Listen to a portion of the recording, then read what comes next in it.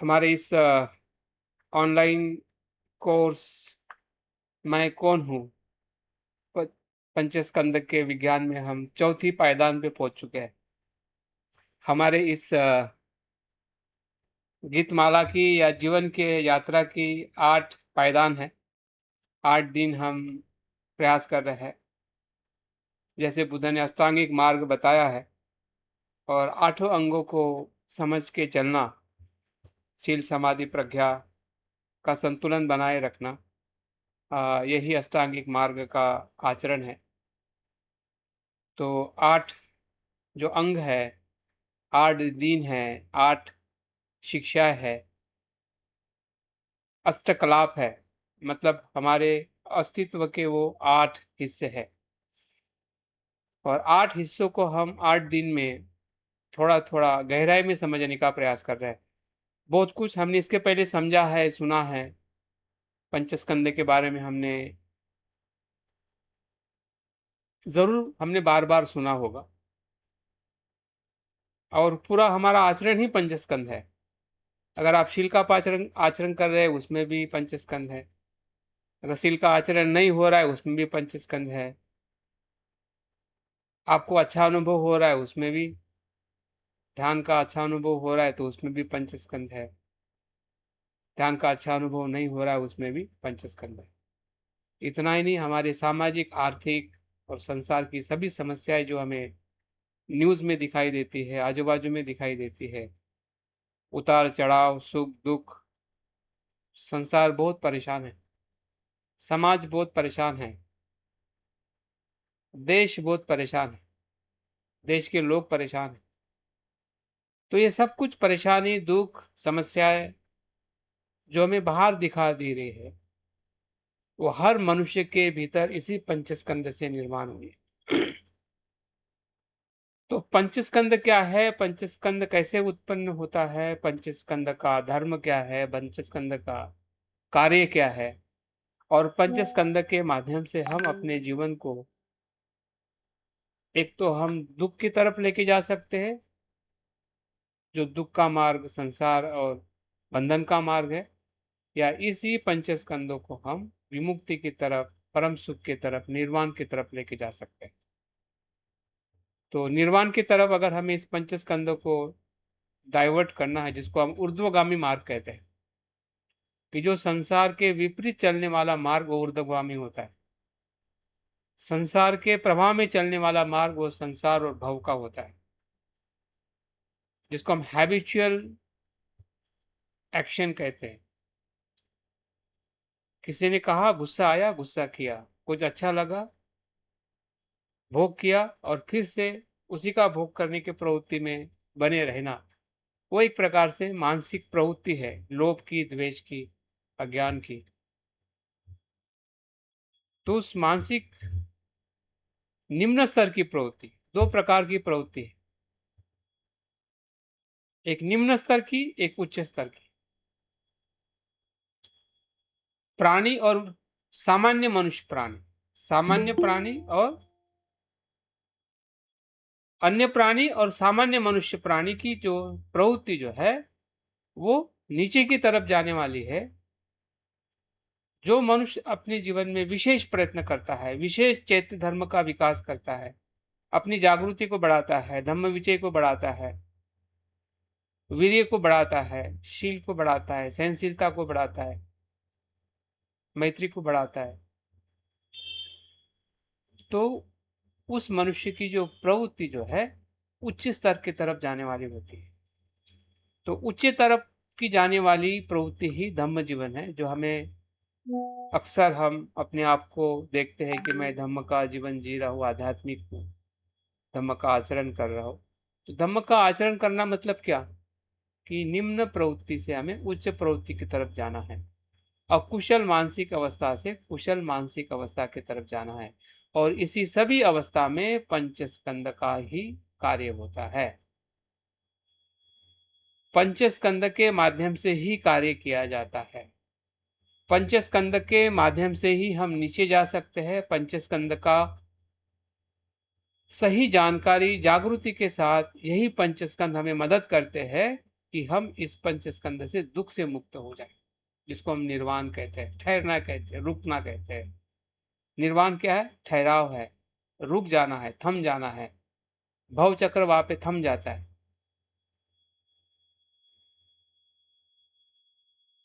वो थमना ही शांति है, परम सुख है, और इसी की हमें तलाश है।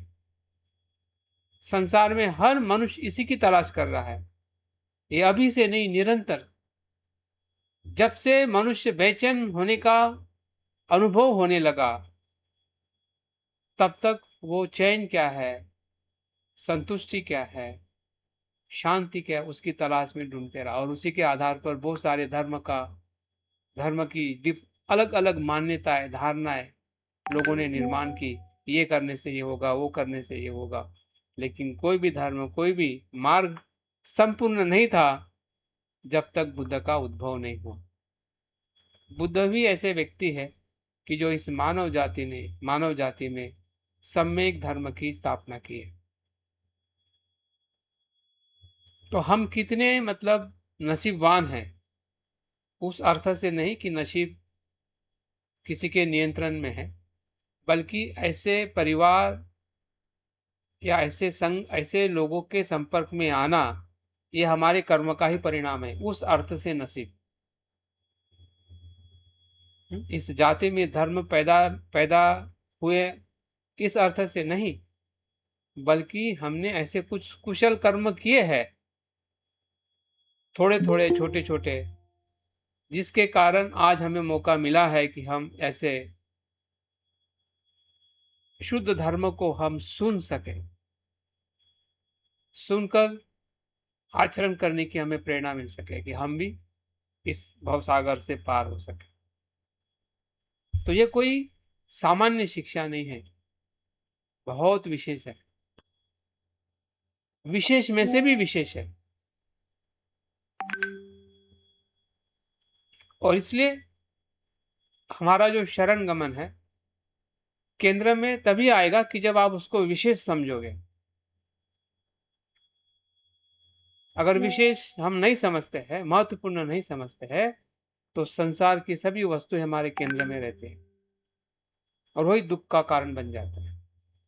इसका मतलब ये नहीं कि हमें संसार से भागना है, या संसार छूट जाएगा, या संसार से हम पलायन करेंगे, या संसार की हमें चिंता नहीं रहेगी। बिल्कुल चिंता रहेगी, लेकिन वो करुणा से रहेगी, प्रज्ञा से रहेगी।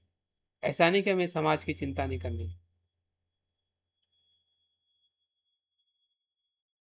उस चिंता से लोगों को मुक्त करना है, लेकिन वो तब मुक्त करेंगे कि जब हमें हमारे पंचस्कंद के बारे में हमें पता चलेगा।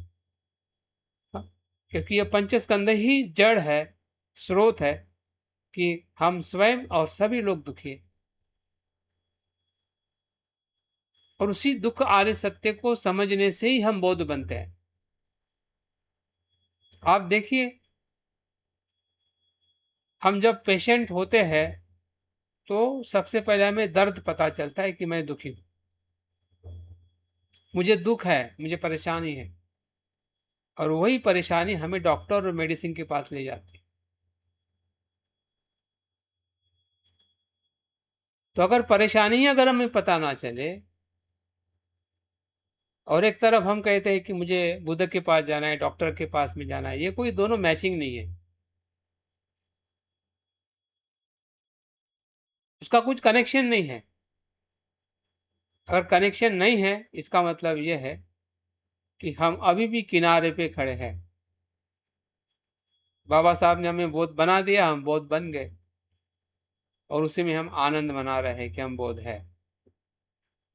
लेकिन बौद्ध बन के हमें बुद्ध होना है, इसलिए बौद्ध बने। हाँ? बौद्ध शब्द ही बुद्ध से आया है। बुद्ध के पहले बौद्ध शब्द कहाँ था? और बौद्ध उसे कहते हैं कि जो बुद्ध बनने के लिए आचरण करता है या बुद्ध का अनुयायी होता है, उसे बौद्ध कहते हैं।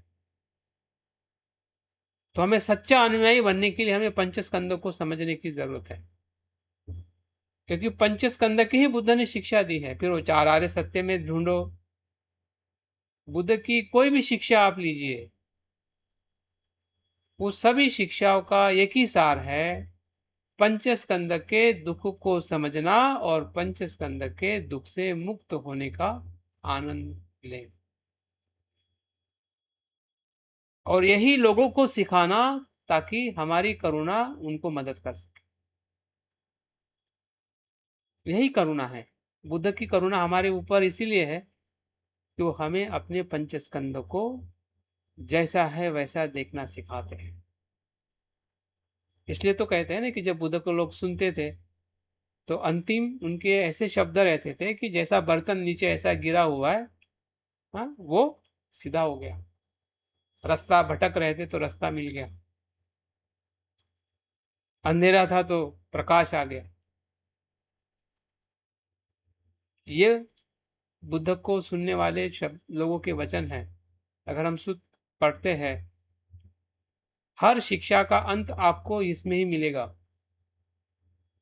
इसका मतलब वो व्यक्ति बुद्ध को ग्रहण करके श्रोतापन्न की अवस्था में पहुंच गए थे।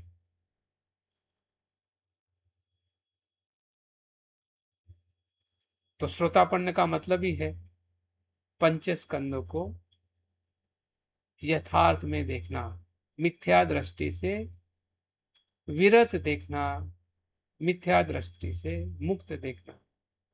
युक्त देखना वो संसार है, दुख है, हाँ? और उसको समझ के तोड़ के देखना, हाँ? मिथ्या दृष्टि के भीतर से देखना, मिथ्या दृष्टि के साथ नहीं। मिथ्या दृष्टि टूटती है और टूटने के बाद जो दरार आती है और उसमें से जो प्रकाश आता है वो सम्यक दृष्टि का प्रकाश है। सम्यक दृष्टि कहीं बाहर से नहीं आती है कि आपने सुन लिया और जान लिया सम्यक दृष्टि प्राप्त हुई। वो सम्यक दृष्टि नहीं है। सम्यक दृष्टि मतलब अंतर्दृष्टि, इंट्यूशन।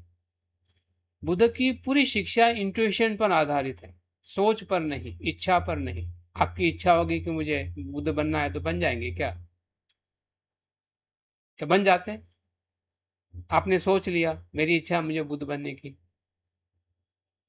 हमारी सभी की इच्छा है। आप रोज सोचते हैं कि मुझे बुद्ध बनना है, बन जाते हैं। क्यों नहीं बन रहे? क्योंकि बुद्ध होने की सोच और कल्पना और इच्छा वो बुद्ध होने का मार्ग नहीं है। इंट्यूशन से उसे हमें समझना पड़ेगा, अंतर्दृष्टि से। आपके खुद के चिंतन और जीवन की जो अनुभूति जो है उसके आधार पर जो समझ निर्माण होगी या होती है, पंचस्कंदों को देखने की समझदारी ही जीवन की समझदारी। हमारे पास बहुत समझदारी है, शादी कैसे करना है, किससे करना है, बच्चे को क्या करना है, घर कैसे बनाना है, सब समझदारी है। और समझदारी से हम यहाँ तक पहुंचे हैं। लेकिन पंचस्कंद को देखने की समझदारी नहीं है। बुद्ध इसी को ही अनपढ़ कहते हैं, इसी को अज्ञान कहते हैं, इसी को ही मूर्ख कहते हैं। और बुद्ध कहते हैं कि ऐसे मूर्ख लोगों के संगति में नहीं रहना है, कि जो व्यक्ति संसार में से संसार में ही जाने की बात करता है वो मूर्ख है। संसार में से संसार में जाने की ही बात करता है, उसी के मार्ग पे चलने की प्रेरणा देता है, वो मूर्ख है। वो मूर्ख हमारी पत्नी, पति, बच्चे, रिश्तेदार या XYZ कोई भी हो सकता है, और सब आसपास ही खड़े हैं, क्योंकि मूर्ख की संगति में हमारा जन्म हुआ है। लेकिन उसकी संगति में रहने से हम विद्वान नहीं हो सकते, और इसलिए हमें बुद्ध की संगति चाहिए, इसलिए हमें ग्रंथों की संगति चाहिए, इसलिए हमें कल्याण मित्र की संगति चाहिए। वो संगति बताते हैं कि संसार से, दुख से निर्वाण की तरफ कैसे जाना, क्यों जाना, उसकी जो बात करता है वो सच्चा मित्र है। तो क्या ऐसे मित्र हमारे आसपास में है क्या? क्या ऐसे मित्रों के साथ हमारी संगति है क्या? जो हमें अपने पंचस्कंद के बारे में समझा सके और हम समझ सके कि सही में पंचस्कंद क्या है और किस प्रकार से उसका अवलोकन किया जाए, ताकि हम अपने भवसागर को या दुख को हम मुक्त कर सकें। तो आज हम चौथे दिन में प्रवेश करके संज्ञा स्कंद के बारे में देखने वाले, जो तीसरा और महत्वपूर्ण और सूक्ष्म। देखिए, शरीर और मन धीरे धीरे सूक्ष्म होने लगता है। शरीर भौतिक है, स्थूल है, इसलिए आप उसको देख सकते, टच कर सकते, उसका स्वरूप, उसका एहसास आपको जल्दी होता है। फिर हम वेदना की तरफ आते हैं, तो शरीर का ही वो एक सूक्ष्म स्वरूप है।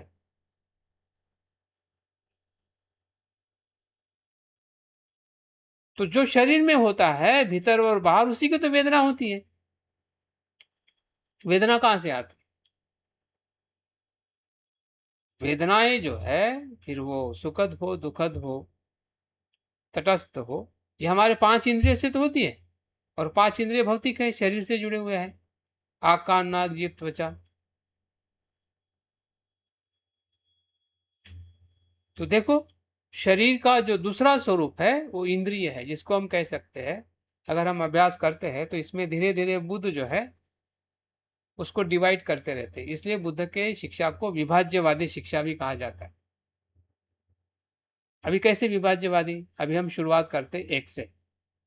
एक मतलब मैं, ठीक है, एक हो गया। अभी इसको एक को डिवाइड करना दो में। एक का दो क्या होगा? नाम और रूप। हो गया? दो हो गया। जो एक था, कि जिसको मैं कहता हूं कि मेरा नाम है, ये मैं हूं, तो मैं को डिवाइड किया दो में, जिसको हम नाम रूप कहते हैं। बुद्ध उस दो को भी फिर से डिवाइड करते हैं, वो हो जाता है पंचस्कंद में।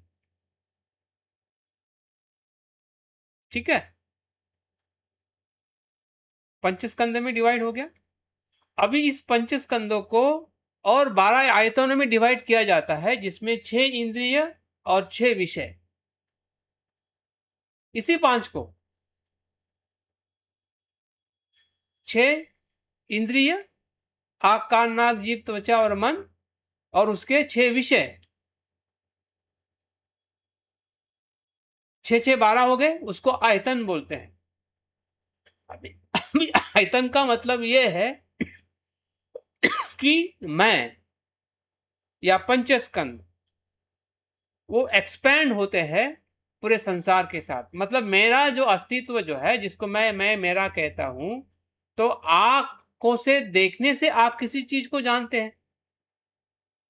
कोई विचार तभी तो आता है ना, जब आंखों से नहीं देखोगे तो आपके मन में विचार कैसे आएगा? तो 6 विषय जो है आपके पंचस्कंदों को एक्सपैंड करते हैं, आकार देते हैं। और जिस इंद्रिय का जो जो क्षमता होगी, उस प्रकार का आकार होगा। जैसे कि अगर आंखों से दूर की चीज देख रहे हैं तो मन वहां तक जाएगा ना। आंख भले यहां पे है, लेकिन आप दूर की चीज देख रहे हैं ना। आप जान रहे हैं कि वो पेड़ है, कोई इंसान है, क्या है। आप कान से सुन रहे हैं, नाक से स्मेल ले रहे हैं, जीभ से स्वाद ले रहे जब खाना खाते हैं, शरीर से आप स्पर्श कर रहे हैं। और मन का तो कोई बात ही नहीं। वो भूतकाल में भी जाएगा, भविष्य में भी जाएगा, भविष्य भी आएगा, भूतकाल भी आएगा। तो क्या हुआ? जिस पंचस्कंदों को हम यहीं पे देख रहे थे, मेरे में या मैं इतना ही हूं, जबकि 16 18 12 आयतनों में वो पूरे विश्व के साथ जुड़ गया है।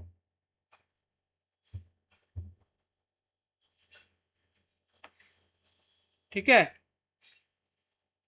ये इसी का एक्सपेंडेशन है। इसी से हमारे कर्म होते हैं, आँख, कान, नाक, जीभ से। और इसलिए बुद्ध कहते हैं कि मन को अगर शांत करना है तो इंद्रिय संवर, यही इंद्रिय संवर है। अगर 6 इंद्रिय पे हम संवर करें तो हमारा शील अपने आप शुद्ध हो जाएगा। क्योंकि इंद्रिय संवर है, बोधिसत्व के शील होते हैं।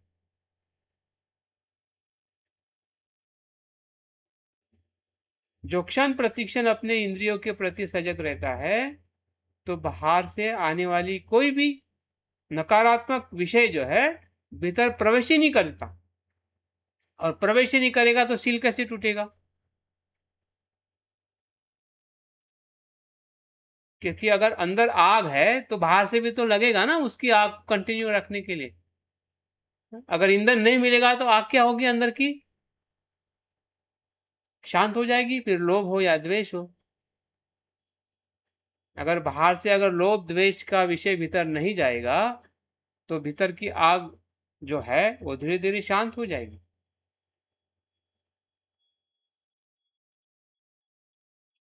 तो ये 12 जो आयतन जो है, ये एक प्रकार से हमारे पंचस्कंद का एक्सपेंडेशन है, विस्तार है। हाँ?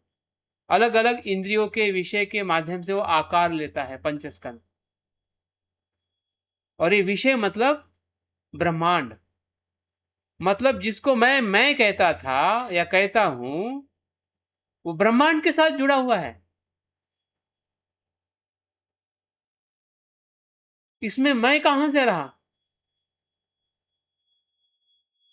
जो नियंत्रण हमारे शरीर और मन का हो रहा है इस विषयों के साथ में तो है।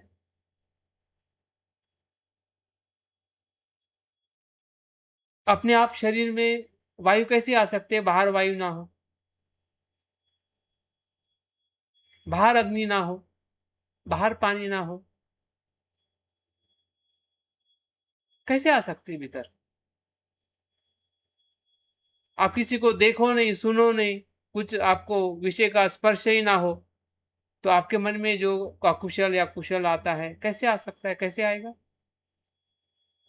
कहां से आया है? अभी तक आया है? यही तो द्वार है, यही तो पंचस्कंध है। हाँ? और उसका विभाजन और एक कैटेगरी में किया जाता है, जो आखिरी विभाजन है वो है 18 धातु।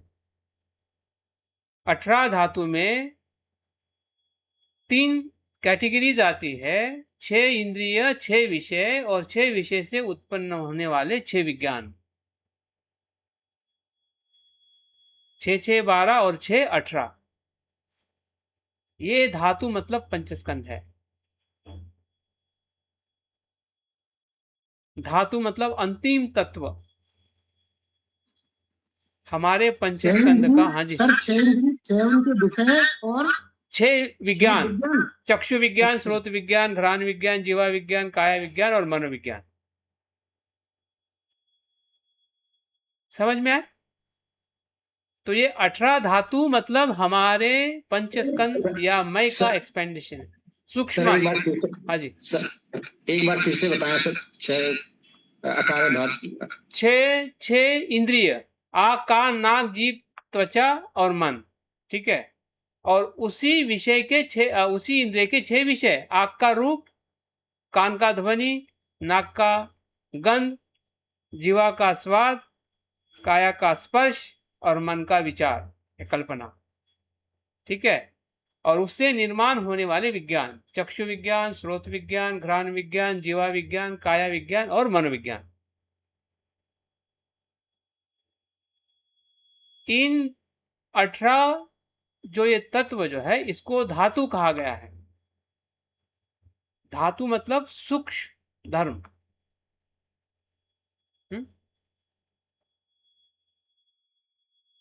यही पंचस्कंद है। आप जहां पे भी देखो पंचस्कंद का, वहां पे आपको अनुभव मिलेगा। हाँ, जो बुद्ध ने फिर उसको मन के भीतर हम वेदना, संज्ञा, संस्कार, विज्ञान देख रहे हैं। हाँ, वो ये 4 कैटेगरी में मन को विभाजित किया गया है। हाँ, लेकिन इस 4 कैटेगरी के मन के विभाजन को भी विभाजित जो किया गया है वो 6 विज्ञान में, या फिर से उसके बहुत सारे प्रकार बताए जाते हैं।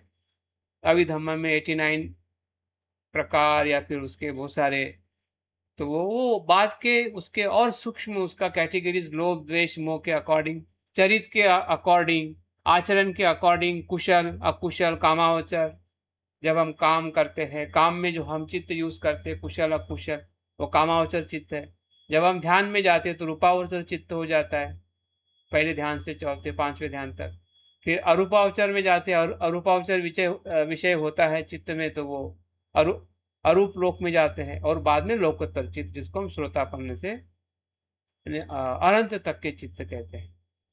तो ये 4 कैटेगरी है, और उसके अलग अलग स्तर के अकॉर्डिंग उसकी फिर संख्या बन जाती है। और इस प्रकार से 89 या 221 प्रकार के चित्त जो है, इसको हम विज्ञान कहते हैं। लेकिन ये इसका इसका आधार क्या है? तो आधार यही है। अगर पंचस्कंदों को हम समझेंगे तो बाकी सभी जो उसकी जो जाल है, या इसका बहुत बड़ा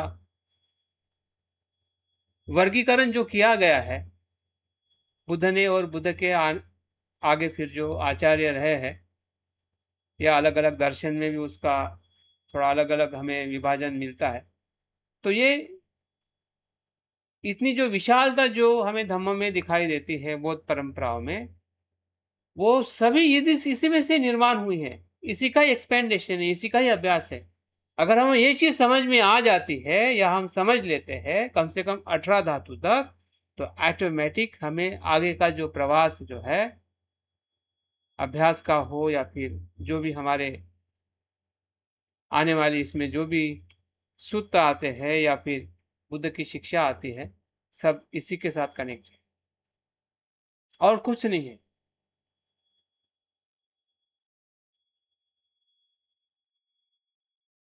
तो पहले आपने 8 अष्ट धातु बताए थे, गुण वो अभी 18 हो गए, तो दोनों में डिफरेंस नहीं क्या नहीं, है? 8 धातु कब बताए थे मैंने? वो अष्टकलाप थे, वो जो शरीर से जुड़े हुए हैं सिर्फ। हाँ जी। ये पूरे पंचस्कंद के साथ इसका एक्सपेंडेशन है, जो मैंने अभी बताया है। ठीक है। जो अष्टकलाप की हम जो बात कर रहे थे, वो सिर्फ पृथ्वी धातु के लिए था, कि पृथ्वी आप तेज वायु मल के हमारा शरीर रूप स्कंद बनता है। और उस 8 धातु के जो चार एक एक गुण जो है, उसके आधार पर हमारे शरीर का एक हिस्सा या एक सेल, उसमें ये 8 प्रकार के तत्व होते हैं, जिसमें धातु और गुणधर्म मिला के। तो सिर्फ वो रूप स्कंद की बात थी राहुल। ठीक है। अभी जो एक्सपेंडेशन हमने बताया है, या बुद्ध इस प्रकार से धीरे धीरे विभाजित करते करते करते आपको सत्य तक ले जाते हैं। अगर इतना कुछ है तो वहां पे कहाँ नित्य आपको दिखाई दे रहा है? अगर इतना कुछ चीजों से बन रहा है, मैं मेरा, जिसको मैं कह रहा हूं कि मेरा शरीर है, मैं हूं, तो इसमें आत्मा का है, नित्य का है। कौन सी चीज हमारे नियंत्रण में है, कौन सी चीज हमारे कंट्रोल में है कि हम चाहेंगे और हो जाएगा? जबकि यह प्रतीत समुत्पन्न है। रूप है, चक्षु है, इसलिए चक्षु विज्ञान बन रहा है। आपके चाहने से नहीं चाहने से थोड़ी विज्ञान बनता है। आप रूप को देखोगे तो तुरंत विज्ञान बन जाता है। आप सुन रहे हो तो विज्ञान बन रहा है। एक क्षण में बनता है, दूसरे क्षण में दूसरा प्रवाह चलते रहता है। तो कहने का मतलब यह है कि पंचस्कंद को समझना क्यों हमें जरूरी है, एक बौद्ध होने के, साधक होने के नाते, या जीवन में अगर हमें मनुष्य की जो वास्तविकता जो है, साइंस जो है, या लक्ष्य जो है, एक मनुष्य होने का लक्ष्य क्या है, तो उसका आधार भी पंचस्कंद है। और साइंस भी इसी के इर्द गिर्द घूमता है। साइंस में भी क्या पढ़ाया जाता है? ये तो पढ़ाया जाता है बॉडी माइंड एंड मैटर। इसी का साइंस है, इसी का विज्ञान है। तो अगर हम ये समझते हैं तो हमें दोनों प्रकार का लाभ मिल सकता है, या दोनों प्रकार से हमें अनुभूति हो सकती है कि संसार में जो विज्ञान है, जिसको हम साइंस कहते हैं, और हमारे जीवन का विज्ञान क्या है। आज का साइंटिस्ट भी जीवन के विज्ञान को समझने में असमर्थ है। लेकिन बौद्ध लोग, या बौद्ध जब सम्यक दृष्टि और प्रज्ञा वाले जो लोग हैं, वो भौतिक साइंस को भी समझते हैं और जीवन के साइंस को भी समझते हैं। आप देखिए जितने भी बौद्ध आचार्य होके गए हैं, तो संसार को कभी उन्होंने हानि नहीं पहुंचाई और संसार के साइंस में उन्होंने अपना कंट्रीब्यूशन दिया है।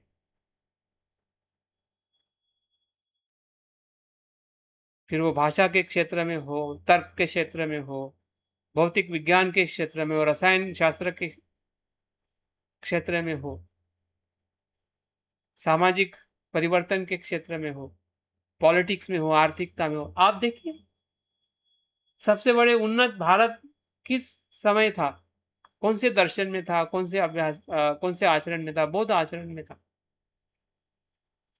तो ये कोई स्वप्न नहीं था भारत का, ये बौद्ध शिक्षा की सबसे बड़ी आर्थिक उन्नति, शैक्षणिक उन्नति, सामाजिक राजकीय उन्नति का एक सबसे बड़ा सुअवसर था भारत में, जब बौद्ध शिक्षा इस प्रकार से अभ्यास की जाती थी। तो आज भी उसकी पुनर्रचना बाबा साहब करके गए हैं। जो करोड़ों लोग ऐसे अवस्था में थे कि जो अपने आप को मनुष्य भी समझना उनके लिए कठिन था, ऐसे लोगों को उन्होंने किनारे पे लाया कि तुम भी मनुष्य हो और आगे का प्रवास आपको बौद्ध बन के आगे ले जाना है। कॉन्स्टिट्यूशन के माध्यम से हो, बाबा साहब के हर एक साहित्य के माध्यम से हो जो उन्होंने लिखे गए हैं। तो ये क्या है? ये उसी की स्थापना है,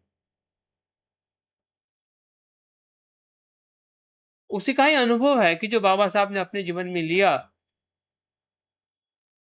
कि जीवन की सार्थकता इस जीवन की आसक्ति में नहीं, अनासक्ति में है। जीवन की सार्थकता द्वेष में नहीं, मैत्री में है।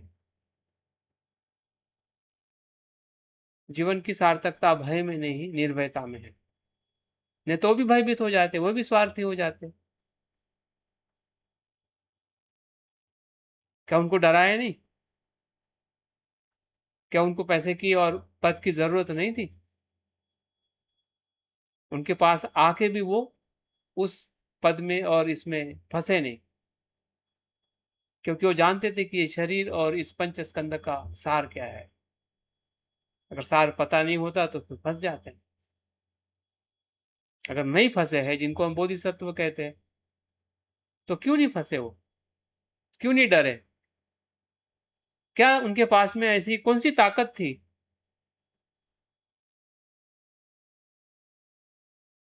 और इसलिए बाबा साहब कहते हैं कि मैं बौद्ध धर्म इसलिए पसंद करता हूं कि उसमें प्रज्ञा है। सबसे पहला बाबा साहब का वाक्य है। प्रज्ञा को बाबा साहब ने पी लिया था। इसलिए तो कहते हैं ना कि शिक्षा शेरनी का दूध है, जो पिएगा वो दहाड़ेगा। उन्होंने पी लिया था। सिर्फ आधुनिक शिक्षा नहीं, बुद्ध की जीवन की शिक्षा।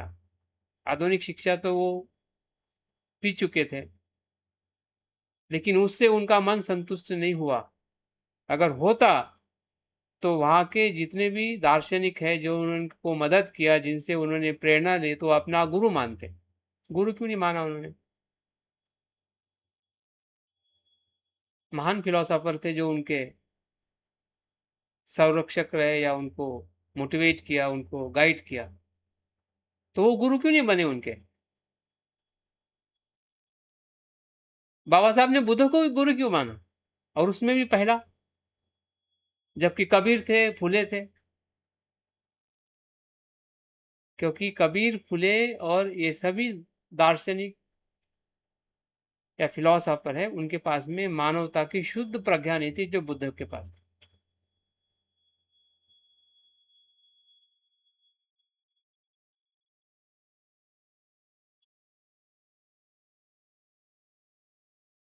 तो प्रज्ञा क्या है कि जो बाबा साहब के जीवन में अगर हम ढूंढते हैं, तो यही पंचस्कंद की एक उनकी खुद की समझदारी रही है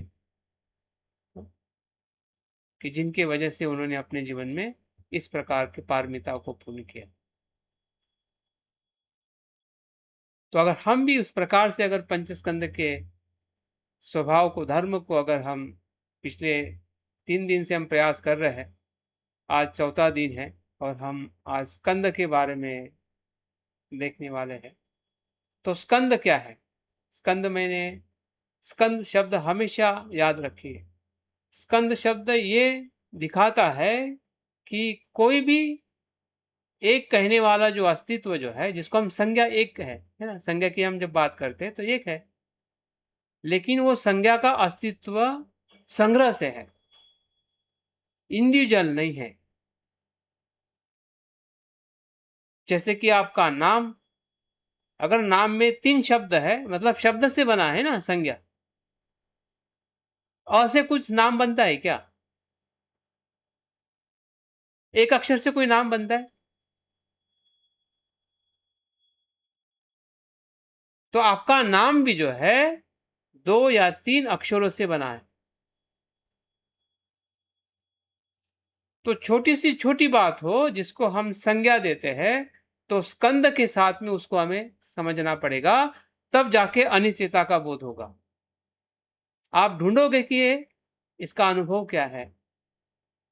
या पहले ही अगर आपने गलती कर दिया तो दूसरे में तो जाने का तो सवाल ही नहीं है। अगर पहली ही फेल कर दिया तो दूसरे में कैसे जाओगे? पहली पास करना पड़ेगा ना। अगर पहली पास होगी तब हम दूसरी में जाएंगे, दूसरी पास होंगी तो तीसरी में जाएंगे, ज्ञान बढ़ते जाएगा। लेकिन अगर पहली में अगर हमने पास नहीं किया तो हमें समझ में नहीं आएगा कि शब्द कैसे बनता है।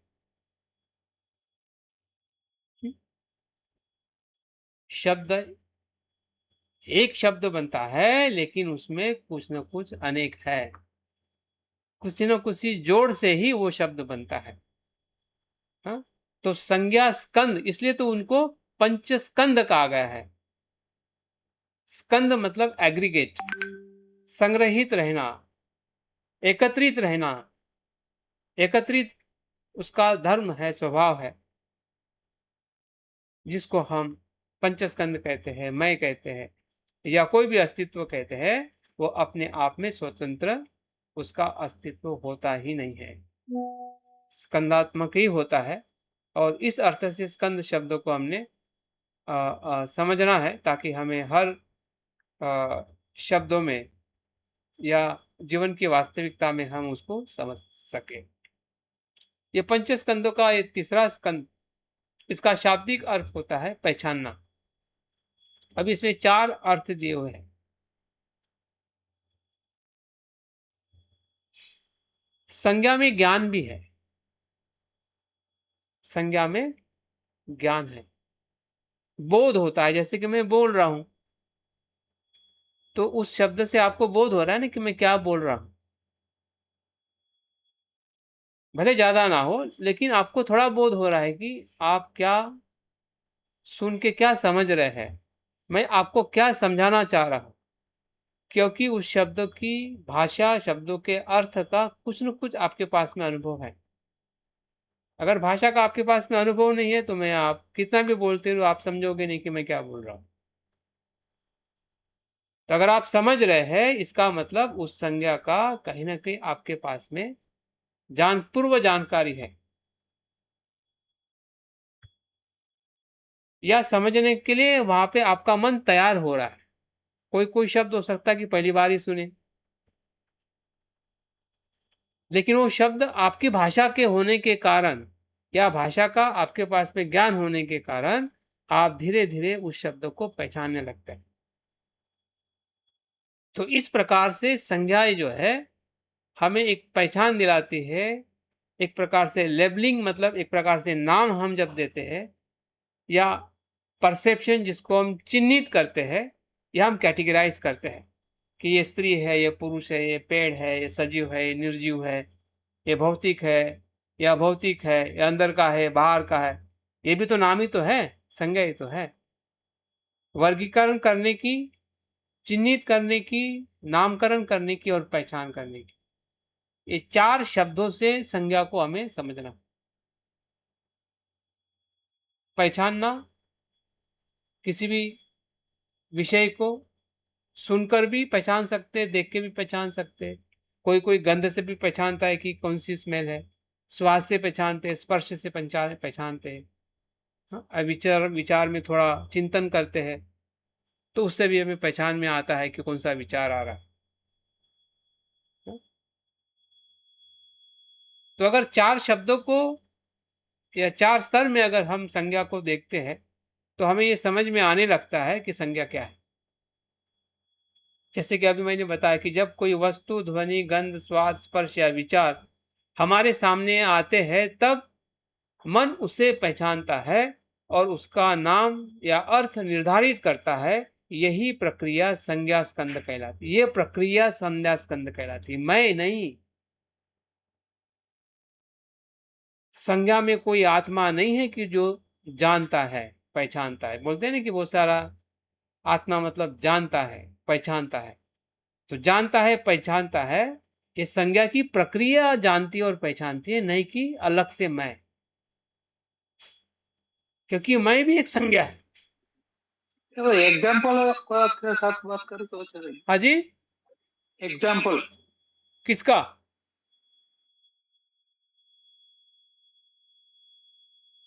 किसका एग्जाम्पल बताइए।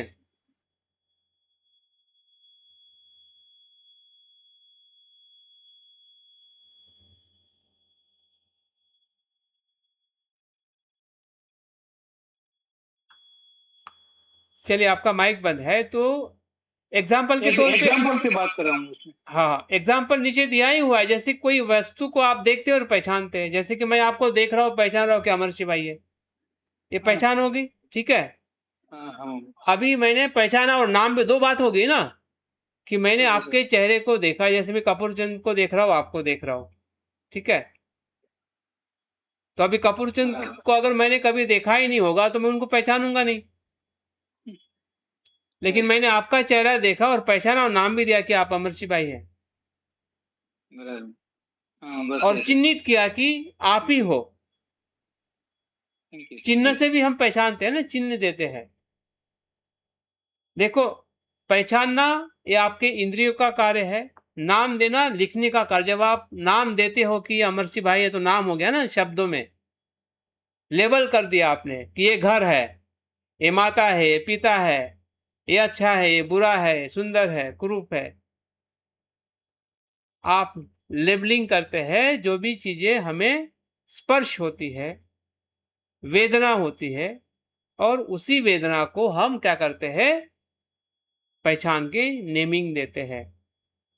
हाँ, या किसी प्रकार से हम चिन्हित करते हैं, चित्र के रूप में भी उसको हम, जब शब्द नहीं थे तो चित्र ही तो था। आज भी कोई कोई चीज हम चित्र के माध्यम से चिन्हित करते हैं। संकेत जिसे हम बोलते हैं, संकेत चिन्ह जो है वो भी संज्ञा है। जैसे कि आपने पेड़ कहा और पेड़ को आपने बना दिया तो चिन्ह हो गया ना पेड़ का, तो वो भी तो संज्ञा ही है ना, क्योंकि आप पेड़ के बारे में बताना चाहते हैं कि ये पेड़ है, पेड़ ऐसा होता है ना। या फिर आप वर्गीकरण करते हैं, कैटेगराइज करते हैं। कैटेगरीज के अंदर सब कुछ, सब चीज कैटेगरीज है। जब आप कहते हैं कि मेरा परिवार है तो आप परिवार में बहुत सारे लोग होते हैं ना, कि आपका परिवार, डाबे भाई का परिवार, सुभाष जी का परिवार, कपूर जी, मतलब अलग अलग परिवार हो गए ना, तो होगी कैटेगरीज। हर जगह पे शब्द की जरूरत है, हर शब्द की, हर जगह पे संज्ञा की जरूरत है। आप जो भी पहचानोगे, जो भी आप व्यवहार करोगे, उसमें शब्दों की जरूरत है। शब्द ही अपने आप में संज्ञा है। अगर हम सामान्य भाषा में देखें, शब्द, भाषा, इसी का ही स्वरूप संज्ञा है। हा? जब हम शब्द देते हैं और शब्द धीरे धीरे एक भाषा का रूप धारण करते हैं, वही भाषा फिर लिखने में, बोलने में, सोचने में, संस्कृति में, सभ्यता में वो फैलने लगती है। जैसे कि हम अपनी भाषा में पेड़ बोलते हैं, तो पेड़ कहाँ तक बोलोगे, हिंदी साइड में तब तक ही पेड़ बोलोगे नहीं, इंग्लिश में जाओगे तो पेड़ बोलने समझ में आएगा क्या? तो वो पेड़ की संज्ञा बदल जाएगी, जिसको हम ट्री बोलते हैं। तो पेड़ तो वही है जो आपने देखा, जो उन्होंने देखा, लेकिन संज्ञा बदल गई क्योंकि भाषा अलग है। प्राण तलक है। तो इस प्रकार से संज्ञा, इसलिए इसमें ये सबसे अच्छी तरह से इसमें बताया गया है कि पहचानता है और उसका नाम या अर्थ निर्धारित करता है। ये प्रक्रिया संज्ञा स्कंद कहलाती है। प्रक्रिया को संज्ञा स्कंद कहा गया है। अभी प्रक्रिया क्या है आगे हम देखेंगे। हाँ, इसलिए संज्ञा जो है आत्मा नहीं है। संज्ञा एक घटक से उत्पन्न नहीं होती है। उसका अस्तित्व जो है संज्ञा का अपने आप में नहीं है, स्वयं में नहीं है। उसका अस्तित्व परतंत्र है, अस्तित्व में अस्तित्व है। अगर इतना चीज हमें समझ में आ जाए, जो भी अस्तित्व है अस्तित्व में है, स्वयं में अपने आप में नहीं है, तो हमें शून्यता, अनात्मता और बुद्धत्व का भी अनुभव होने लगेगा। बुद्धत्व यही है। जिस बुद्धत्व में अहंकार, भय और चिंता नहीं रहती है, जब हम अस्तित्व को अस्तित्व में देखते हैं। जब अस्तित्व को मैं मेरा देखते हैं तो सब कुछ विभाजित होके लोभ, द्वेष, सब कुछ क्लेश उत्पन्न होने लगता। ये जो मैथमेटिक्स जो है या सूत्र जो है, ये इसलिए निर्माण हुए हैं कि जो बड़ी जो बात है आपको छोटी बात में समझ में आने लगे। जैसे कि पूरा शरीर सांस लेता है। अभी इसको आप कैसे पूरे शरीर को देखोगे कि सांस ले रहा है कि नहीं ले रहा है, लेकिन सांस के स्पर्श को अगर आप देखोगे तो सब पता चलेगा कि शरीर कैसे सांस ले। तो शरीर का अनुभव पूरे 5 फीट में होगा या नहीं होगा, या समझेगा कि नहीं समझेगा, लेकिन अगर श्वास का स्पर्श का अगर आपने अनुभव ले लिया तो शरीर समझ में आएगा, और नहीं लेगा तो शरीर समझ में नहीं आएगा कि शरीर सही में तरंग है या नहीं है। स्पर्श से पता नहीं चलेगा तो तरंग कैसे पता चलेगा? स्पर्श ही तरंग है। स्पर्श का अनुभव ही तरंग है। अगर श्वास तरंग है, स्पर्श तरंग है, तो पूरा शरीर तरंग है। फिर उसको देखना और स्वीकार करना सहज हो जाएगा। भले लगने में ठोस लगे, भले वो आकार है, दिखने में, कहने में आप कह सकते कि मेरा शरीर है, लेकिन आपको भीतर से पता होगा कि ये शरीर ऐसा नहीं है जैसा मैं कह रहा हूं। जैसे कि बच्चों के साथ हम खेल खेलते हैं तो आसक्त होके खेलते हैं क्या? गुस्सा करके खेलते हैं, लेकिन खेलते हैं ना, क्योंकि हमें पता है ये खेल है। खेलो ना जितना खेलना है। खेल से भागना नहीं है, लेकिन पता होना चाहिए कि ये खेल है। अगर पता नहीं होगा तो बड़े होके भी आप बच्चों के साथ में बच्चे जैसा लड़ोगे, खेलोगे, मारोगे, पीटोगे।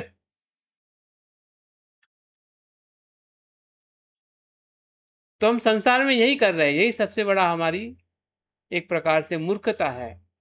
बुद्ध कहते हैं कि इस मूर्खता से बाहर आइए, फिर संसार सुख ही सुख है, फिर संसार दुख नहीं है। दुखी होने के लिए हम संसार में पैदा नहीं हुए हैं, दुख में रहने के लिए नहीं, बल्कि सुखी होने के लिए, सुख में रहने के लिए। और इसी की तलाश है हमारी, लेकिन तलाश पूरी नहीं हुई है।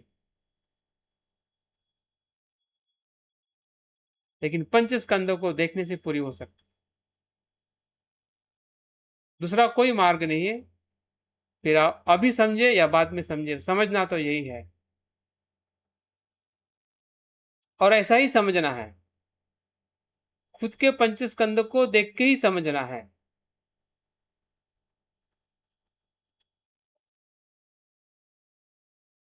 अगर खुद के पंच स्कंद को हम नहीं देखेंगे तो इसका मतलब ये है कि हम बुद्ध को मार्गदाता नहीं, मोक्षदाता मान रहे हैं।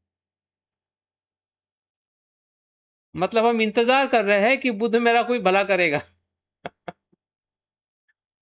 जबकि हम इधर कहते हैं कि हम बुद्ध को मोक्षदाता नहीं मानते, मार्गदाता मानते हैं, लेकिन इधर तो हम मोक्षदाता ही मान रहे हैं, क्योंकि हम खुद के पंचस्कंदों को नहीं देख रहे।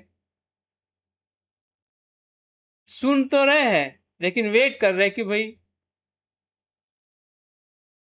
कुछ ऐसी आएगी घटना परिस्थिति या फिर चमत्कार हो जाएगा कि मुझे समझ में आ जाएगा।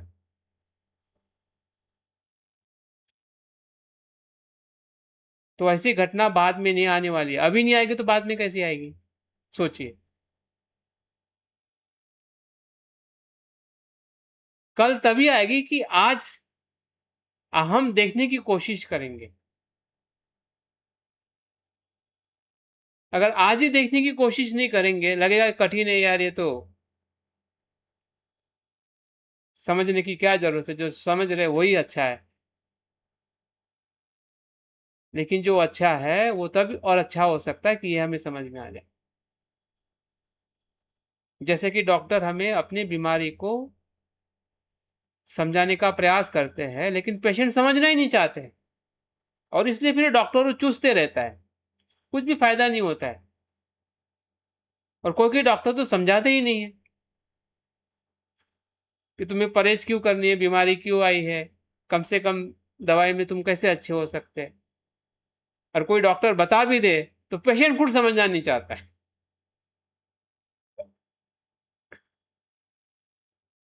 अभी पेशेंट ही खुद समझना नहीं चाह रहा है तो फिर डॉक्टर भी करेगा क्या। तो हम पेशेंट है तो हमें समझने की जरूरत है कि बुद्ध की शिक्षा का मेन सेंटर क्या है। सील का आचरण बिल्कुल करना। आप डॉक्टर की उपमा दे रहे हैं ना, हाँ जी, तो डॉक्टर की जो उपमा दे रहे हैं, हाँ जी, तो डॉक्टर क्या है कि उसको तो ये धम्म पता नहीं है, धम्म नहीं मालूम होने से वो न लोगों के प्रति करुणावान है न कुछ है, डायग्नोसिस है नहीं है, हर स्टेप पे मतलब वो गड़बड़ी। और फिर वो खाने पीने की बात आप बता रहे हैं ना, कि परहेज क्या करना है नहीं करना है, ये चीज स्वतः तो समझाने बताने की उसकी है अगर वो चाहे, लेकिन उसको धम्म नहीं है, इसलिए वो कहता है मुझे फीस मिल गई और बिल्कुल अ, बिल्कुल बिल्कुल, बता उसका दिया उसका वो और क्षेत्र ये नहीं है, ये बिल्कुल सही है। हाँ ये मरे या जिंदा रहे इससे मेरा कुछ मतलब नहीं, बिल्कुल उसका वही इसके क्षेत्र है। बिना कंपल्सन नहीं है कुछ भी। हाँ जी, बिल्कुल। लेकिन मैं उदाहरण इसलिए वो वाला दिया है, कई बुद्ध के साथ में भी तो हमारा ऐसा नहीं हो रहा है। वो उदाहरण तो हमारी एक ये- बीमारी के लिए है, लेकिन हम लेकिन या कुछ हद तक हो रहा है, क्योंकि बुद्ध हाँ, ने जो इलाज बताया बिल्कुल सही है, बिल्कुल पर बिल्कुल उसको अपनी अज्ञानता के कारण हम बिल वैसा का वैसा करना नहीं चाहते, हाँ, क्योंकि उससे हम थोड़ा सा साहस और उसकी आवश्यकता है ना, प्रयत्न साहसपूर्ण करने पड़ेंगे। और वो भले ही चाहे मर जाए हम या पतित हो जाए, लेकिन अ, जैसे हाल में शहर से उल्टा पुल्टा कुछ भी चलता रहे वो ठीक है, तो ऐसा करते ना, इसलिए वो बुद्ध के साथ भी हम न्याय नहीं करते।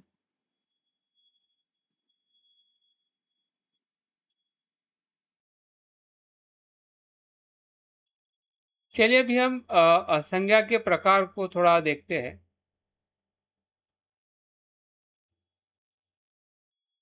जैसे कि हमने संज्ञा के अर्थ को देखा 4 स्तर में, कि वो उसको पहचानना, नाम देना, चिन्हित करना या फिर वर्गीकरण करना। अभी थोड़ा उसके और एक स्टेप अगर हम आगे जाते हैं कि कितने प्रकार की संज्ञाएं हमारे आसपास में होती है, तो जितनी इंद्रिय है और इंद्रिय के विषय है उसके अकॉर्डिंग 6 प्रकार की संज्ञा बताई जाती है। जो आंख से हम जो रूप देखते हैं तो उसको हम तुरंत संज्ञा देखते, जैसे कि मैं अमरशी भाई का उदाहरण बताया। दृश्य वस्तु की पहचान, जैसे कि वृक्ष, मनुष्य और पुस्तक, ये उदाहरण के तौर पे हम देख सकते हैं, लेकिन इस उदाहरण में सभी उदाहरण उसमें आ जाते हैं। जो भी दृश्यमान जो रूप हम देख रहे हैं, फिर वो एटम भी हो सकता है, पार्टिकल भी हो सकते हैं, और असीम जो गैलेक्सीज जो है, ब्रह्मांड जो है, वहां तक इसका उसकी उसकी पहचान हो सकती है रूप संज्ञा में। दूसरा है शब्द संज्ञा। शब्द का बोध, ध्वनि का बोध, फिर वो संगीत के माध्यम से हो, पक्षी की आवाज हो, या किसी व्यक्ति की आवाज हो, या भाषा के माध्यम से, जो मैं भाषा बोल रहा हूँ, हिंदी की भाषा बोल रहा हूँ, तो इस हिंदी की भाषा के ध्वनि के माध्यम से भी आपको शब्द बोध हो रहा है कि आप क्या सुन रहे हैं, आप क्या समझ रहे हैं, क्या पहचान रहे हैं शब्दों को। तो ये शब्द संज्ञा है। दूसरा है गंध संज्ञा। गंध से जो हमें दुर्गंध है, बदबू है, सुगंध है, फूलों की सुगंध है, या हम भोजन की सुगंध लेते हैं, या किसी वस्तु के आसपास में जाते हैं, हाँ, तो वो भी एक प्रकार की संज्ञा बोध हो जाता है। दूसरी है, चौथी है रस संज्ञा। जब हम भोजन लेते हैं, ये तो इतनी हमारे जीवन के साथ में जुड़ी हुई है कि इसका अगर एक उदाहरण, एक कहानी मुझे याद आ रही है रस संज्ञा की। बुद्ध अपने शिष्य को उपदेश देते हुए एक कहानी बताते, और कहानी ऐसी है कि एक राजा होता है, और राजा का एक माली होता है जो उसके गार्डन को देखभाल करता है। तो देखभाल करने वाला माली जो है, रोज जो गार्डन के कुछ फूल है या जो भी अच्छी चीजें हैं, वो राजा को रोज उसके महल में ले जाता है। ये उसका काम होता है, उसकी देखभाल करना, और राजा को फूल है या जो भी अच्छी चीजें हैं गार्डन की, वो उसको ले जाना। ऐसा रोज उसका काम होता है। और एक दिन राजा जो है उसके या गार्डन में एक पक्षी को देखता है, और इतना सुंदर होता है, जिसको हम शाहमृग पक्षी कहते हैं, जो मनुष्य से दूर रहना पसंद करता है, मनुष्य के साथ में रहना पसंद नहीं करता है। तो वो पक्षी जो है इसके गार्डन के आखिरी हिस्से में वो दाने चुगने के लिए आता है। इसकी झोपड़ी अंदर होती है दूसरे किनारे पे, और वो जो पक्षी जो है एक आखिरी किनारे पे, जो गार्डन में जो भी खाने के दाने होते हैं या जो भी है, तो वो चुभने के लिए रोज आता है, और वो राजा ऑब्जर्व करता है कि ये पक्षी कितना सुंदर है। तो एक दिन उस मालिक को राजा रिक्वेस्ट करता है, या विनंती करता है, या फिर उसको ऑर्डर देता है कि भाई मुझे वो पक्षी चाहिए महल के अंदर। तो अभी वो राजा का हुक्म है या रिक्वेस्ट है। तो मालिक कहता है कि महाराज आप मुझे 7 दिन दीजिए, 7 दिन के बाद या 7 दिन के अंदर मैं उस पक्षी को आपके दरबार में खड़ा करूंगा। तो राजा उसको फिर से एक चेतावनी देता है कि तुम्हें पता है कि वो पक्षी मनुष्य के साथ में रहना पसंद नहीं करता है, तुम कैसे पकड़ोगे, कैसे तो उसको पालतू बनाओगे। तो माली बोलता है कि महाराज आप चिंता मत करिए, जो मुझे आवश्यक चीज़ें आप मुझे दीजिए, अब मैं 7 दिन में इसको आपके पास में खड़ा कर दूंगा। तो राजा को भी लगता है कि बड़ा अनोखा प्रयोग है कि क्या करने वाला है। तो बोले कि आप मुझे सिर्फ मध दीजिए, जिसको हम क्या कहते हैं, हनी।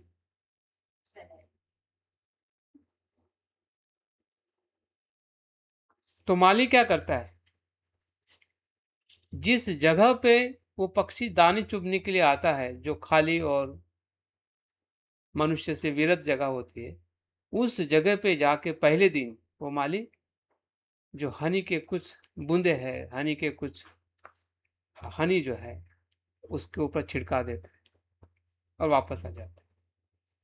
उस दिन उसको पकड़ता नहीं है, उसके साथ में आसपास में नहीं आता।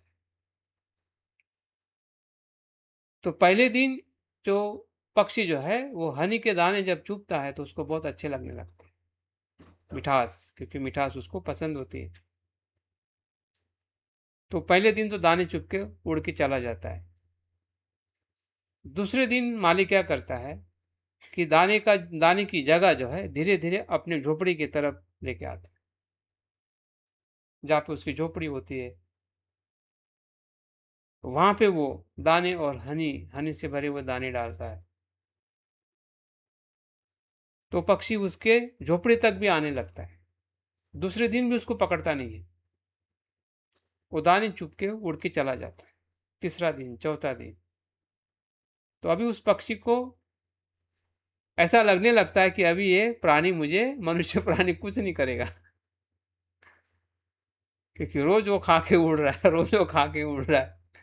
5 दिन हो जाते हैं, छठे दिन में और ज्यादा वो हनी डालता है।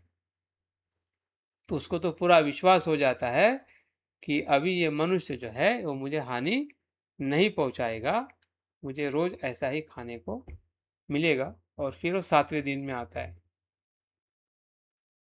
तो 7वें दिन तक उसकी जो आदत है खाने की, और मनुष्य पे उसका विश्वास हो जाता है कि ये अभी मुझे धोखा नहीं देगा, नहीं पकड़ेगा, और मैं फिर से खा के चला जाऊंगा।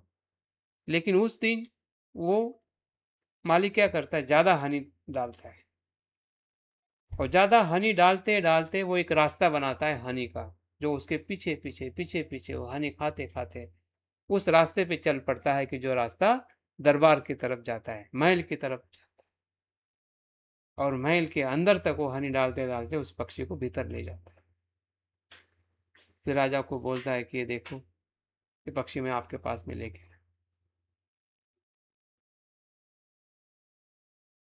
जो पक्षी स्वतंत्र था वो गुलाम बन जाता है।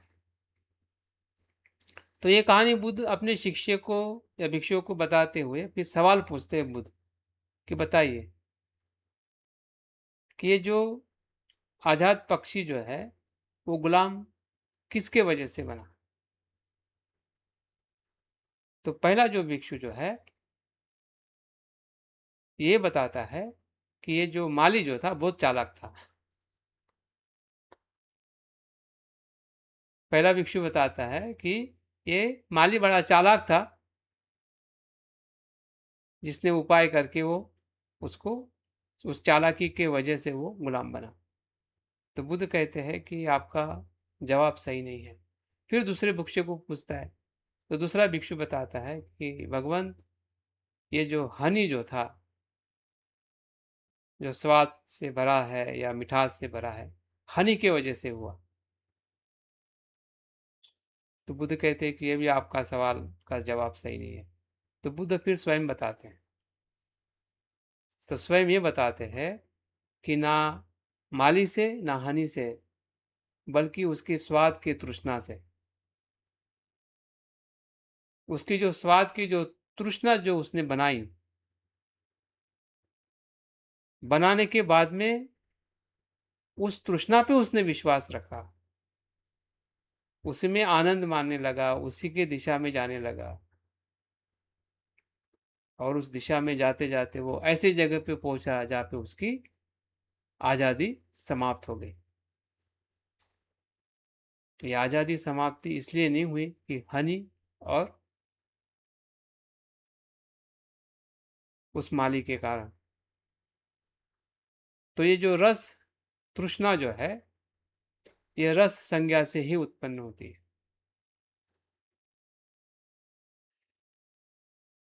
क्योंकि ये सभी संज्ञाएं जो है तृष्णा को निर्माण करने वाली है। क्योंकि संज्ञा में जो 2 प्रकार का बोध होता है, नित्य और अनित्य। संज्ञा में जब नित्य बोध होगा तो आसक्ति की तरफ ही जाएगा। जब संज्ञा में अनित्य का बोध होगा तो संज्ञा प्रज्ञा की तरफ जाएगी।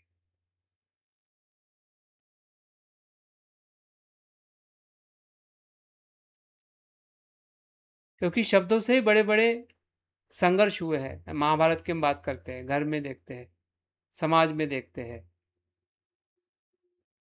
द्वेष अफवाहें कहां से फैलती है?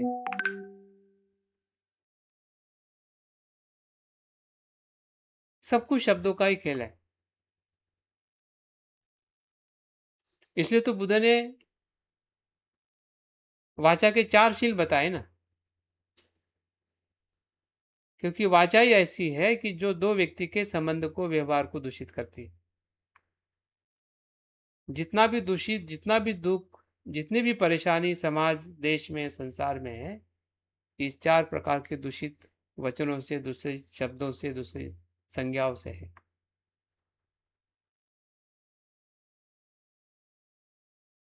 तो संज्ञा क्या करती है और कैसे वो संज्ञा प्रज्ञा की तरफ ले जाती है?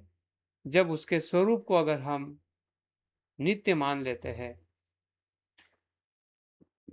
तो वही संज्ञा दुख का कारण बंधन का कारण बनती, अन्यथा वही संज्ञा जो है वो प्रज्ञा का कारण बनती है। क्योंकि बिन संज्ञा से तो हम रह नहीं सकते ना। बुद्ध भी रहे नहीं, बुद्ध ने भी संज्ञा से प्रवचन दिया, बात करके तो उन्हें धम्म बताया है ना। तो संज्ञा बुरी नहीं है, लेकिन संज्ञा में नित्यता देखना मानना वो बुरा है। ये मैं भी एक प्रकार की संज्ञा है, जिसको मैं कहता हूं। मैं संज्ञा है, मेरा क्या है? संज्ञा ही तो है। मैं का बोध संज्ञा से तो होता है।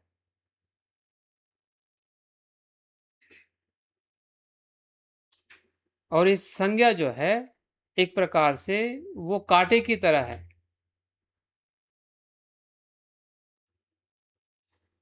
वो जहां पे चुभ जाता है वहां पे दर्द ही दर्द है, जब तक वह निकले नहीं। निकलने का नाम ही मुक्ति है। जब तक निकले नहीं तब तक दर्द ही दर्द है, दुख ही दुख है, परेशानी ही परेशानी है। भले बाहर से कम दिखाई देती हो, लेकिन भीतर तो दुख ही दुख है। और ये नैसर्गिक दुख है, ये किसी के बनाया हुआ नहीं है, हमारे ही मिथ्या दृष्टि से बना हुआ है। आप किसी को दोष नहीं दे सकते कि इसके वजह से मैं भीतर से दुखी हूं। मैं भीतर से दुखी मेरे अज्ञान और मिथ्या दृष्टि के कारण ही हूं, दूसरा कोई कारण नहीं है। अगर इस दिशा में अगर हम अपने संज्ञा को देखते हैं, तो संज्ञा प्रज्ञा का कारण बन जाती है। ये संज्ञा से तो सुन रहे, संज्ञा नहीं होती तो आप कैसे सुनते हैं? तो संज्ञा बंधन नहीं है, लेकिन संज्ञा को जब हम नित्य मानते, जैसे कि आपने शब्द सुना और शब्दों को पकड़ लिया, शब्द के अर्थों को नहीं पकड़ा, शब्द के कारण को नहीं पकड़ा। जैसे कि कोई आपको भला बुरा कह रहा है तो कुछ ना कुछ कारण तो होगा ना। आपने शब्दों को पकड़ लिया कि इसने मेरी निंदा की, इसने मेरी प्रशंसा की, ये अच्छा है ये बुरा है। शब्दों से तो हम जानते हैं ना, कोई आपकी निंदा कर रहा है, प्रशंसा कर रहा है, या फिर आपको अच्छा बुरा कैसे अनुभव होता है? सुनने से देखने से तो होता है। लेकिन देखने सुनने से जो आपने पहचाना है और उसी पहचान को आपने नित्य माना है कि ये ऐसा ही है, ऐसा रूप मेरा है, मुझे पसंद नहीं है, ये नहीं चाहिए। रूप देखा और आपने उसको नकार दिया, सुन लिया और तुरंत आपने मान लिया कि ऐसा ही, शब्द का मतलब ही ऐसा है, जबकि वो ऐसा नहीं होगा। लेकिन नित्य मानने से आपने माना कि ऐसा ही है, तो फंस गए उस शब्द में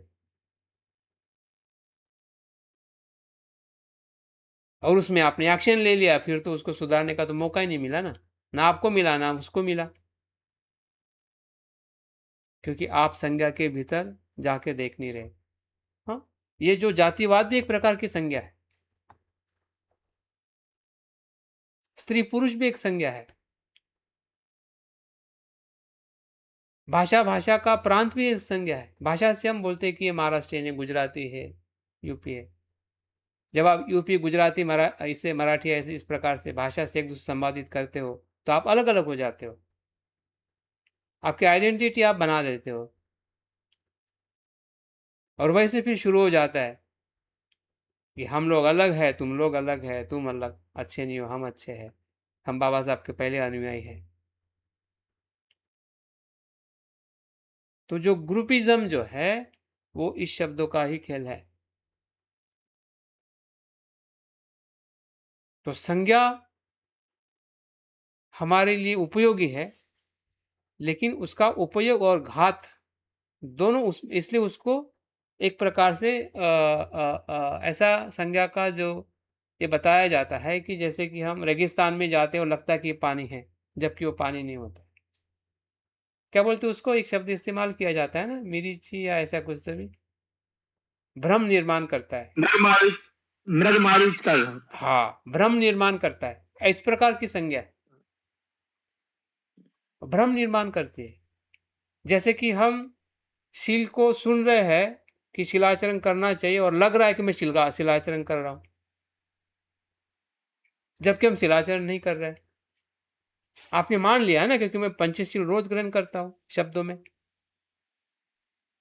अभी शब्द में हमने मान लिया कि मैं बौद्ध हूं, मैं बुद्ध की शरण जा रहा हूं, मैं शिलाचरण कर रहा हूं, मैं ध्यान कर रहा हूं, लेकिन वो सब कुछ संज्ञाओं में है। उसका कारण, कार्य, परिणाम कुछ भी पता नहीं है कि सही में हम पंचशील कर रहे हैं। तो क्या अर्थ पता है? या अर्थ के साथ हम पंचशील ग्रहण कर रहे हैं? कि ऐसे कोई उदाहरण हमारे साथ में कुछ हम घटित कर रहे हैं क्या, जिसमें मेरा शिलाचरण हो रहा है? उसका परिणाम क्या है? उसके भीतर क्या है, बाहर क्या है? जब संज्ञा को हम उसके प्रक्रिया में नहीं देखेंगे तो समझ जाइए कि संज्ञा को हम नित्य ही मानते हैं। इसलिए तो हम गर्व से कहते हैं कि मैं बौद्ध हूं। उसी की लड़ाई हो जाती है कि मेरे सर के नाम पीछे बौद्ध है तो मैं अच्छा बौद्ध हूं, तुम अच्छे बौद्ध नहीं हो।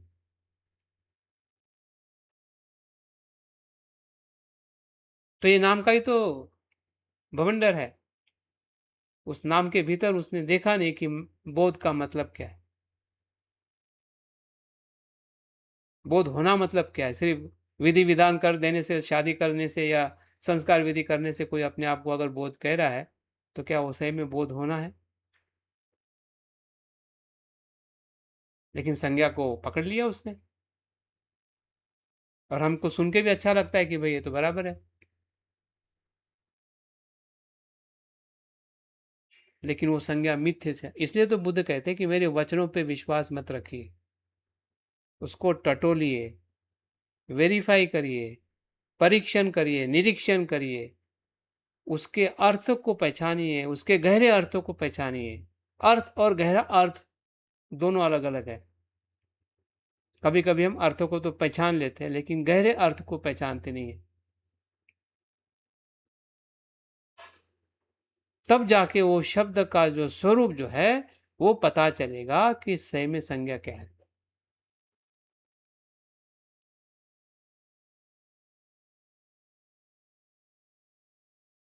फिर वो रस से निर्माण हो, स्पर्श से हो। हाँ, जो हमें शरीर का जो स्पर्श होता है जब भी हम ध्यान करते हैं, या कोई वेदनाएं होती है शरीर को, हाँ, गरम, ठंड, कठोर, मुलायम, या धर्म की संज्ञा हो जिसमें विचार, कल्पना, मानसिक वस्तुएं, हाँ, जैसे कि स्मृति, कल्पना, योजना, अवधारणा, संस्कार, ये सभी धर्म की, मन के भीतर जो धर्म विचार जो उत्पन्न होते हैं जिसको हम धम्म कहते हैं, वो भी संज्ञा का स्वरूप। तो संज्ञा को हमें समझना है ताकि हम अपने पंचस्कंद के वेदना से भी थोड़ा, वो गहरा स्वरूप है। अभी धीरे धीरे हम गहराई की तरफ जाएंगे जब हम संज्ञा से संस्कार को देखेंगे तो वो उसका भी सूक्ष्म स्वरूप है। जैसे कि मन को और जीवन को देखने की जो टेक्निक जो है, वो एक ही जीवन को हमने अलग अलग स्तर पे देखना पड़ेगा, तब हमें जीवन समझ में आएगा। जीवन एक है लेकिन उसके स्तर अलग अलग है। एक भौतिक रूप में है जिसको हम शरीर कहते हैं, उसी जीवन का, उसी शरीर का, उसी मय का एक सूक्ष्म स्वरूप है जिसको हम मन कहते हैं, और मन के अंदर भी अलग अलग सूक्ष्म स्वरूप है। सामान्य रूप में मन को देखोगे और मानोगे कि यही मन है तो फंस जाओगे। तो उस मन के भी हमें सूक्ष्म स्तर देखने पड़ेंगे कि वेदना भी एक सामान्य स्तर है जो हमें अक्सर, जहां से हमारा मन शुरुआत होता है, जब हम वेदना को पहचानते हैं, नाम देते, तो वही वेदना संज्ञा में परिवर्तित हो जाती है, वही वेदना। इसलिए तो कहा है ना कि मन जो है वो अखंडित चलता है। जैसे कि उदाहरण के तौर पे मैं बोल रहा हूं, आप सुन रहे, वो संज्ञा है, लेकिन वो संज्ञा नहीं रहती जब सुनने के आगे जाती है, वो तुरंत जो है वो संस्कार में परिवर्तित हो जाती है। इसलिए तो कहते हैं ना कि उत्पत्ति, स्थिति और लय। एक घटना उत्पन्न हुई, ध्वनि उत्पन्न हुई, तो ध्वनि लय हो जाती है, वो वेदना में परिवर्तित हो जाती है। फिर वेदना 3 क्षण में चलेगी आगे, वो वेदना उत्पन्न होगी, स्थिति में रहेगी और वो भी लय हो जाएगी। तो वेदना जो है संज्ञा को निर्माण करती है।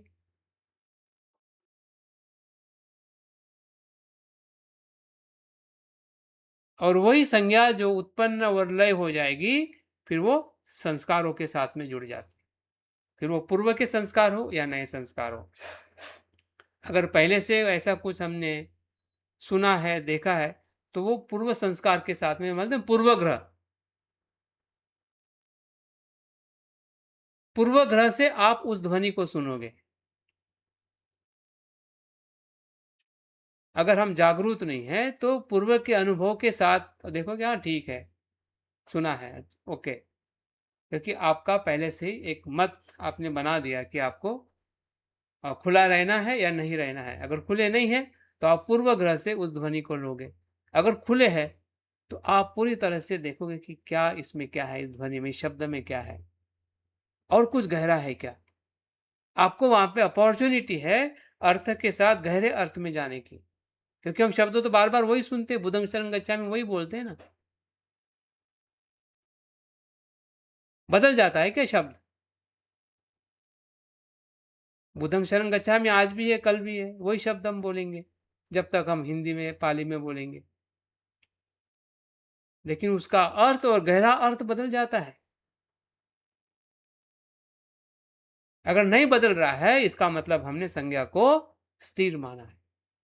मतलब कहां पे हमारी गलती अभी तक हो चुकी है या अभी भी हो रही है, तो इसको पहचानना बहुत जरूरी है। तभी हमारी गलती सुधर सकती है। अगर गलती समझ में नहीं आएगी तो फिर वो बार बार गलती जो है वो सत्य का रूप ले लेगा और हमें लगेगा कि यही सत्य है, जबकि वो सत्य नहीं होगा।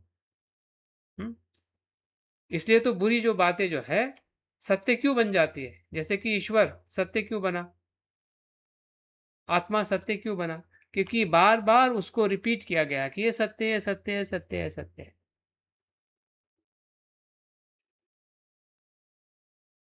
और वही हमने बार बार सुना, तो जो असत्य था वो समाज में सत्य स्थापित होते हुए हमें दिखाई देता है। ये संज्ञा का ही दुष्परिणाम है, या मिस यूज है, या मिस इंटरप्रिटेशन है जो लोग करते हैं असत्य को सत्य, जिसको हम पाखंड कहते हैं, धर्म के नाम पे या फिर सत्य के नाम पे पाखंड को परसा जाता है, दिया जाता है, और पाखंड ही सत्य बन जाता है लोगों के लिए। क्योंकि उनकी जो मूर्खता जो है, अज्ञान है, उसके कारण पहचान नहीं पाते। तो अभी अंतिम 2 मिनट के लिए हम प्रक्रिया को देख के हम अपने आज के सेशन को समाप्त करेंगे, ताकि कल के सुबह के सेशन में हम इसी संज्ञा का ध्यान अभ्यास करने वाले हैं। तो मुझे लगता है कि उसमें और ज़्यादा हमें प्रैक्टिकल अनुभव होने की संभावना है। तीसरी जो बात है, प्रक्रिया कैसी होती है। 3 चीज हमेशा याद रखिए कि एक तो आपको अर्थों को समझना है। अर्थ का मतलब उसके अलग अलग अर्थ। एक अर्थ से देखोगे तो आपको एक ही चीज समझ में आएगी, दूसरी चीज समझ में नहीं आएगी। क्योंकि किसी भी शब्द के एक ही अर्थ नहीं होता है, अनेक अर्थ होते हैं। और हर अर्थ की एक अपनी कंटेन है, एक दिशा है। क्योंकि एक ज्ञान है, भले वो ज्ञान सीमित हो, लेकिन वो सीमित ज्ञान जो है वो आपको इंडिकेट कर रहा है कि आपको असीम ज्ञान की तरफ जाना है। जैसे कि अनित्य, ये संज्ञा है, अनित्यता संज्ञा ही है ना। लेकिन अनित्यता संज्ञा है, अगर संज्ञा का इंडिकेशन देखोगे तो आपको अनासक्ति की तरफ जाना है, ये उसका अर्थ है। अगर आप नहीं देख रहे हैं, इसका मतलब आपने या हमने उस शब्द को संज्ञा में ही एक ही अर्थ से जाना है, गहरे अर्थ से नहीं जाना है। जबकि अनित्यता इस शब्द का संसार से अनासक्त होने के अर्थ में। तभी तो बुद्ध कहते हैं कि जब वो मैं मेरा नहीं है तो उसमें मैं आसक्त कैसे हो सकता हूं। वहां पे राग आ ही नहीं सकता है जब अनित्य है। उसका धर्म अराग है। अराग मतलब मैत्री, शांति, सुख।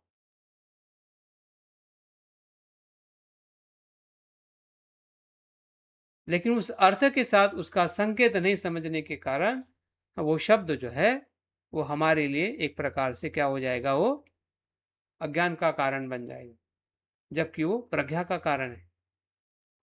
हाँ?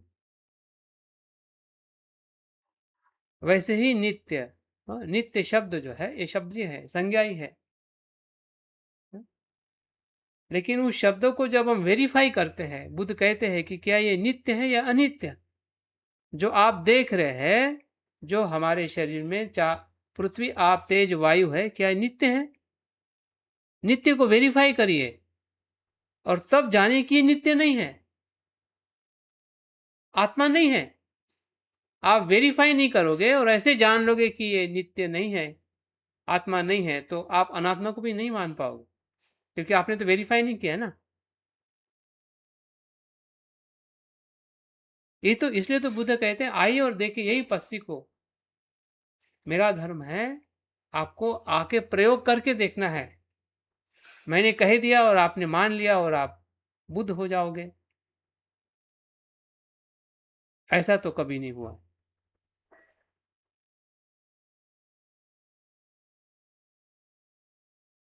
हर बुद्ध होने के व्यक्ति ने, जो भी श्रोतापन्न से अरंत तक, उन्होंने उस प्रकार से जाना है, तब वो अरंत बने।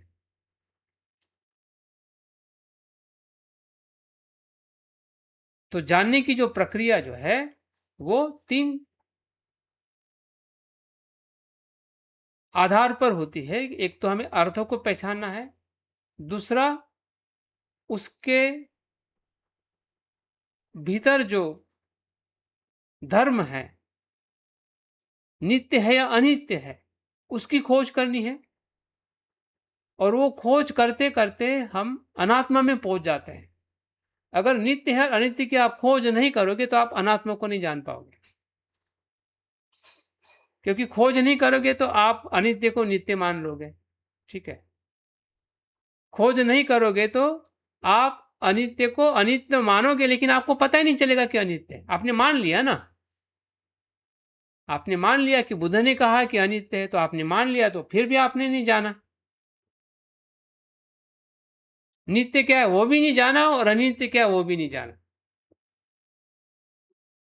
दोनों हमने मान लिया कि बुद्ध ने कहा है कि नित्य आत्मा नहीं होता है, अनित्य है। और वो नहीं जानने के कारण हमें अनात्म भाव भी पता नहीं चलेगा। तो अनात्म भाव मतलब एक प्रकार से प्रतीत्य समुत्पाद।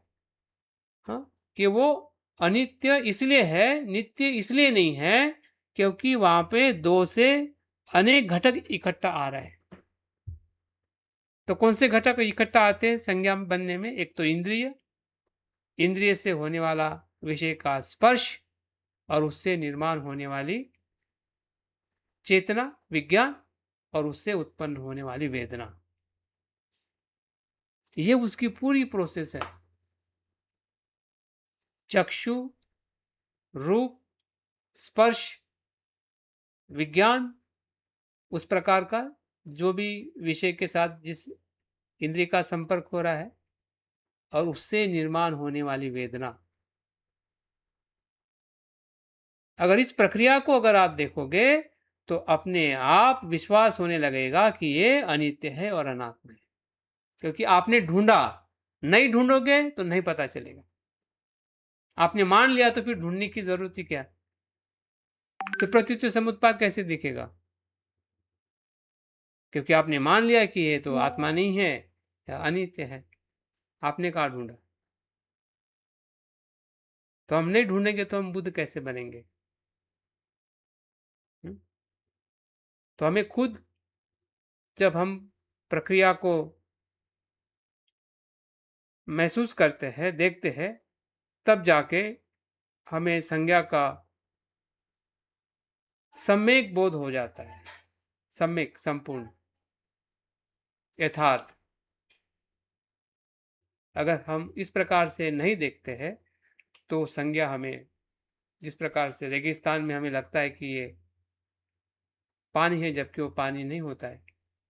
हाँ? दूर से हम किसी व्यक्ति को देखते हैं, हमें लगता है कि हमारा मित्र है, लेकिन वो जैसे जैसे पास में आता है लगता है कि ये तो हमारा मित्र नहीं है। आपकी पहचान बदल जाती है। सच की पहचान नहीं होती। बुद्ध ने भी जो हमें शब्दों में कहा है वो शब्द में सत्य नहीं है, उस शब्द के अर्थ और अनुभव में सत्य है। उधर जाने से बुद्ध का वचन जो है हमारे लिए सत्य है, अन्यथा बुद्ध के वचन भी हमारे लिए वैसे ही है जिस प्रकार से हम दूसरे वचन को सुनते हैं। तो इस प्रकार से पांचवा छठा की चरण क्या है, ये प्रक्रिया में वो अपने स्लाइड हटा दीजिए। क्या ये संज्ञा की प्रक्रिया समझने के लिए जो 4 चरण तो लिख लिए वेदना। हाँ, तो 4 के बाद में संज्ञा आ गई ना 5वें तक। आगे का तो हम उसमें देखेंगे संस्कार। 5 में क्या है? संज्ञा उत्पन्न होती है ना वेदना से। अच्छा, और छठा क्या है? छठा में संस्कार है, जो हम कल देखेंगे। संस्कार वो नेक्स्ट प्रोसेस है। मतलब भले हमें वो चीज अलग अलग दिखाई दे रही है या हम समझ रहे हैं, लेकिन एक दूसरे के साथ में जुड़ी हुई है, हमें समझना पड़ेगा। इसलिए उसको स्कंद कहा गया है। हम स्कंद का अभ्यास अलग अलग कर रहे हैं समझने के लिए, लेकिन वो अलग अलग नहीं है, वो एक से दूसरा उत्पन्न हो रहा है। मतलब एक का दूसरे के साथ संबंध है। काया का वेदना के साथ संबंध है, वेदना ही संज्ञा के साथ में संबंधित है। संज्ञा उत्पन्न होगी तो संस्कार उत्पन्न होते। जैसे मैं बोल रहा हूँ, सुन रहे, तो संस्कार ही तो बन रहे हैं। जो पहले से होंगे वो जागृत हो रहे हैं, और जो नए जो जानकारी आ रही है तो उसके संस्कार बन रहे। तो ये तो कंटिन्यू। संज्ञा बताई, संज्ञा के आगे संस्कार बनेगा। हाँ, संज्ञा से तो संस्कार बनता है ना। आपको तो हमें जो बचपन से सिखाया गया है कि ये माता है, पिता है, ये है, संज्ञा ही तो है। पर वो संस्कार को बनने से रोकना आवश्यक है क्या, या है तो कैसे रोक सकते? हाँ, कल के सत्र में रखिए सुभाष जी। कल के संज्ञा स्कंद का हम अभ्यास कर रहे हैं।